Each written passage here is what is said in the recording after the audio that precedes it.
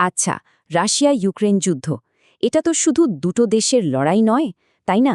এর প্রভাব পড়ছে সারা বিশ্বের উপর। তো আজকের এই আলোচনায় আমরা ঠিক এটাই বোঝার চেষ্টা করব যে এই সংঘাতের ভবিষ্যৎ আসলে কি। সবার মনেই এখন একটাই প্রশ্ন ঘুরপাক খাচ্ছে, এই যুদ্ধটা আখের থামবে কোথায়? তো চলুন এই মূল প্রশ্নটারই উত্তর খোঁজা যাক।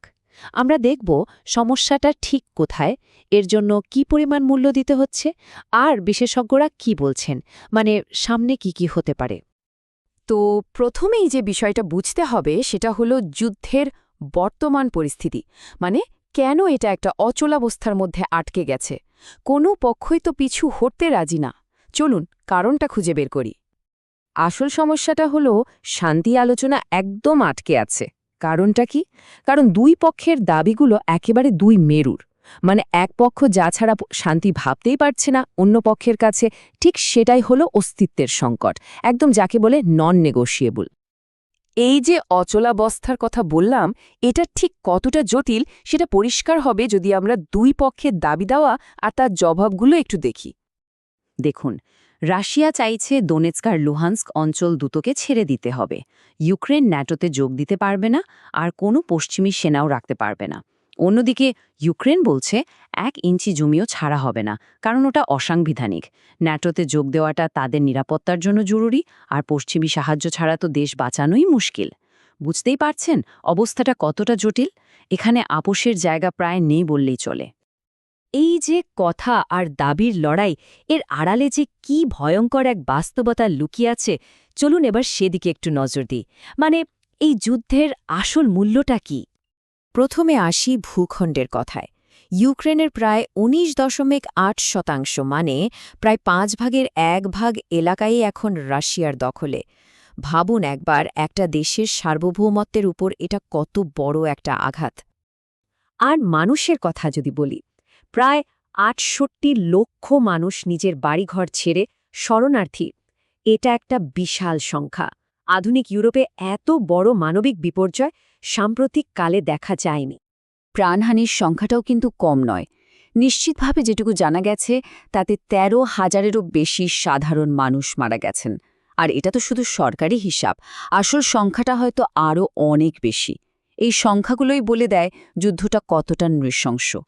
এবার আসি আর্থিক ক্ষতির হিসাবে। বিশ্বব্যাংক, জাতিসংঘ আর ইউরোপীয় ইউনিয়নের হিসাব অনুযায়ী এই ধ্বংসস্তূপ থেকে দেশকে আবার গড়ে তুলতে আগামী ১০ বছরে খরচ হবে প্রায় $৫২৪ বিলিয়ন। অঙ্কটা এতটাই বিশাল যে কল্পনা করাও কঠিন। তো একদিকে এই অচলাবস্থা, আরেকদিকে এত ক্ষতি। তাহলে এখন প্রশ্ন হলো ভবিষ্যৎটা কি? বিশেষজ্ঞরা কি ভাবছেন? কোন দিকে যেতে পারে এই সংঘাত? একটা সম্ভাবনার কথা খুব বেশি শোনা যাচ্ছে, যাকে বলা হয় ফ্রোজেন কনফ্লিক্ট বা রুদ্ধ সংঘাত। ব্যাপারটা কি? সোজা কথায় যুদ্ধ আনুষ্ঠানিকভাবে থামবে না, কিন্তু বড় ধরনের হামলা বা লড়াইও বন্ধ হয়ে যাবে। মানে ২ কোরিয়ার মতো একটা পরিস্থিতি তৈরি হবে, যেখানে সম্মুখ সমরেখাটাই একটা অলিখিত সীমান্ত হয়ে দাঁড়াবে। বিশেষজ্ঞরা মূলত ৪টে সম্ভাব্য পথের কথা বলছেন। ১. দীর্ঘায়িত যুদ্ধ, মানে ছোটখাটো হামলা আর ড্রোন স্ট্রাইক চলতেই থাকবে বছরের পর বছর। ২. ওই যে বললাম, সামরিক অচলাবস্থা বা ফ্রোজেন কনফ্লিক্ট, বড় যুদ্ধ নেই কিন্তু শান্তিও নেই। ৩.